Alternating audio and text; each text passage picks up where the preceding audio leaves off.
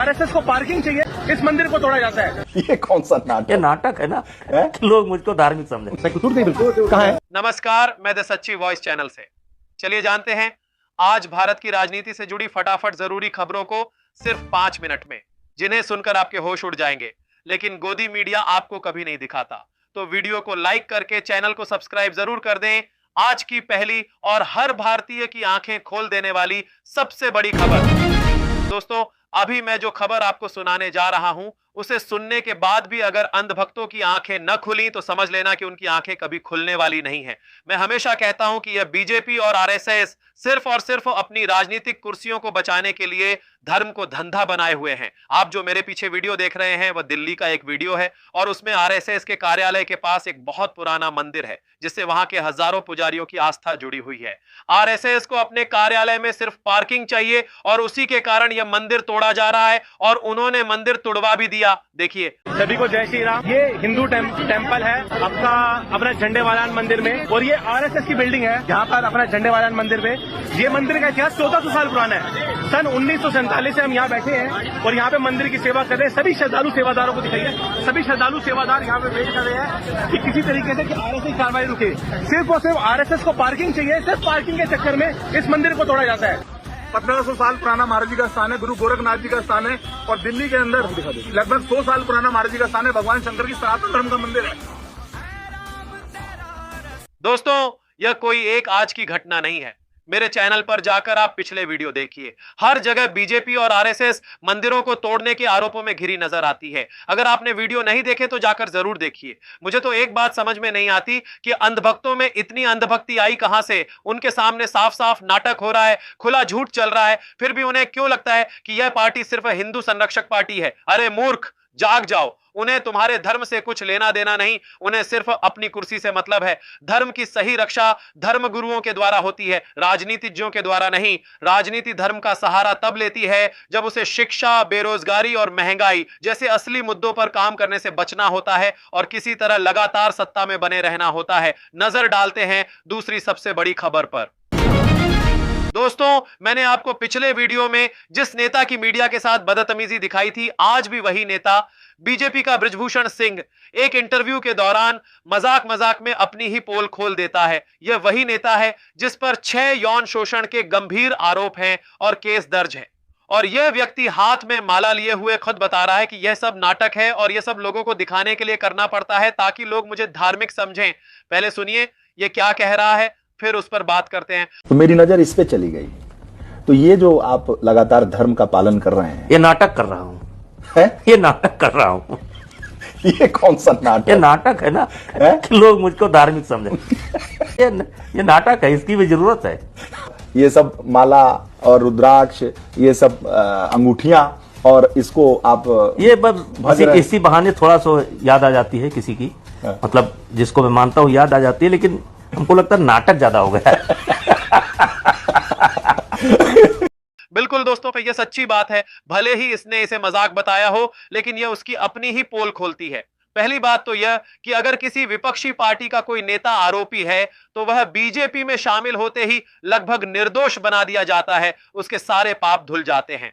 दूसरी ओर अगर कोई पहले से ही बीजेपी का नेता है और अपराध कर लेता है तो वह धर्म का चोला ओढ़ लेता है और उसी की आड़ में बच निकलता है। इस व्यक्ति के सिर पर इतने गंभीर आरोप होने के बावजूद यह खुला घूम रहा है और इंटरव्यू के दौरान ही खुद कह रहा है कि यह सब नाटक है। अब जो अंधभक्त हर छोटी से छोटी बात को तोड़ मरोड़ कर धर्म का अपमान बताकर मुद्दा बनाते हैं, उन्हें मैं पूछना चाहूंगा, जब यह व्यक्ति अपने मुंह से कह रहा है कि यह सब दिखावा है, नाटक है, तो क्या यह धर्म का अपमान नहीं है? नजर डालते हैं अगली खबर पर।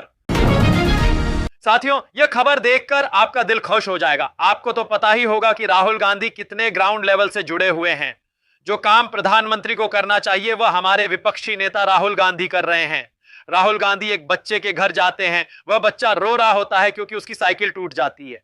अब अगर मैं ज्यादा तारीफ करूंगा तो आप कहेंगे कि मैं बढ़ा चढ़ाकर बोल रहा हूं, इसलिए पहले आप ये वीडियो देख लीजिए। आप सोच रहे होंगे कि अच्छा, बच्चे ने अपनी समस्या सुनाई और राहुल गांधी ने सुन ली, इसमें नया क्या है? लेकिन आपने पूरा वीडियो नहीं देखा है। पूरा वीडियो ये है, राहुल गांधी उस लड़के को नई साइकिल दिलवाते हैं और खुद वीडियो कॉल पर उसे साइकिल चलाते हुए देखते हैं, उसकी खरुशी महसूस करते हैं। मेरा मानना है कि दूसरों की खरुशी में अपनी खरुशी देखने वाला ही सच्चा इंसान होता है। भले ही इस मूर्ख जनता के बीच यह समझदार नेता आगे बढ़े या ना बढ़े, लेकिन इनकी सोच अंधभक्तों की सोच से कई गुना आगे है। आज नहीं तो कल इनका समय भी जरूर आएगा। नजर डालते हैं अगली खबर पर। दोस्तों, संसद के अंदर का यह भाषण आपको जरूर सुनना चाहिए। महिला सांसद राखी बिड़ला ने मोदी और अमित शाह दोनों को उन्हीं की भाषा में जवाब दे दिया। आप जानते हैं कि विपक्ष अमूमन सीधी और साधारण भाषा में सिर्फ मुद्दों की बात करता है, लेकिन यह जो अमित शाह और मोदी हैं, वे विपक्ष पर तंज कसने के लिए हमेशा व्यंग्यात्मक भाषा का इस्तेमाल करते हैं। आप मेरी तरफ उंगली ना करें, मेरी तरफ उंगली ना करें। एक चाय वाला, एक चाय वाला, एक चाय वाला, एक चाय वाला इस लोकतंत्र के अंदर एक वोट के अधिकार से सीधा चाय वाले से प्रधानमंत्री बन जाता है। उस वोटर आईडी कार्ड की कोई अहमियत नहीं। क्या बात करते हो? और मैंने किसी का नाम नहीं लिया। आपको कोई आपत्ति है? आप माननीय अध्यक्ष जी से बात करें। दड़ी पार कौन है?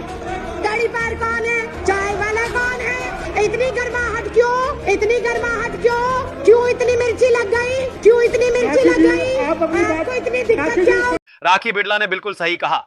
एक वोटर कार्ड के माध्यम से एक चाय वाला प्रधानमंत्री बन जाता है, लेकिन उसी वोटर की इन लोगों की नजरों में कोई अहमियत नहीं बचती। यही इनकी असली चाल है। ये किसी भी तरह सत्ता में बैठे रहना चाहते हैं, चाहे काम करें या ना करें।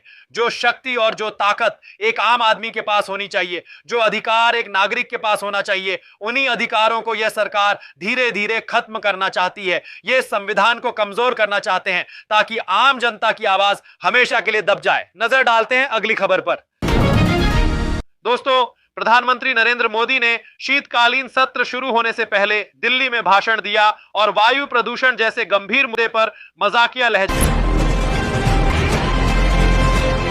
मैं यह सोच सोच कर परेशान हूं कि क्यों किसी को इससे कोई फर्क ही नहीं पड़ रहा। दिल्ली वालों से कहना चाहूंगा, यह आपका ही नुकसान है। इस जहरीली हवा की वजह से आपकी उम्र लगातार कम हो रही है। अभी भले ही आपको लगे कि कुछ नहीं हुआ, कोई बीमारी महसूस ना हो, लेकिन यही प्रदूषण आने वाले दिनों में फेफड़ों, दिल और दिमाग सब पर हमला करेगा और आपकी जिंदगी को नरक बना देगा। अरे, इस धर्म की राजनीति में मत उलझो, अपनी जिंदगी मत भूलो। आपको यह अमूल्य जीवन मिला है, इसे यूं ही बर्बाद मत होने दो। आपने अपने वोट के अधिकार से इस सरकार को चुना है, तो अब सरकार से सवाल भी करो। इस सरकार से कहो कि वायु प्रदूषण पर तुरंत और सख्त कार्रवाई करे। सिर्फ भाषणों और जुमलों से काम नहीं चलेगा। नजर डालते हैं अगली खबर पर। दोस्तों, अखिलेश यादव ने भी अपनी भड़ास निकाली है। उन्होंने साफ कहा कि यह जो बीजेपी सरकार है वह माफियावादी सरकार बन चुकी है। उन्होंने एक एक करके कई बड़े माफियाओं के नाम गिनाए और बताया कि कैसे सत्ता में आते ही उनके केस ठंडे पड़ जाते हैं। भारतीय जनता पार्टी माफिया जीवी पार्टी है। भाजपा में इनकाउंटर माफिया, भाजपा में कफ सिरप माफिया, भाजपा में नीट माफिया, भाजपा में स्क्रैप माफिया, भाजपा में थाना के लिए वसूली माफिया। जैसा कि मैं पहले भी कह चुका हूं, कोई भी माफिया या अपराधी अगर बीजेपी में शामिल हो जाता है तो उसके बाद वह लगभग निर्दोष बन जाता है और उस पर फिर कोई कड़ी कार्रवाई नहीं होती, क्योंकि वर्तमान सरकार ईडी और सीबीआई जैसी संस्थाओं का खुलकर दुरुपयोग कर रही है। और जो व्यक्ति अपने फायदे के लिए देश की संस्थाओं और जनता के भरोसे का यूं इस्तेमाल करे, वह सबसे बड़ा देशद्रोही है। दोस्तों, अब ये सब देखने के बाद चुप मत बैठना। अगर आपको किसी खबर या किसी साजिश पर गुस्सा आया है तो अपनी पूरी भड़ास कमेंट में निकालिए और इस वीडियो को अंधभक्तों तक शेयर कीजिए। यही आपकी सबसे बड़ी देशभक्ति होगी। और हां, अगर आप सच में चाहते हैं कि हमारी सच्ची पत्रकारिता मजबूत बने तो चैनल को सब्सक्राइब जरूर कीजिए।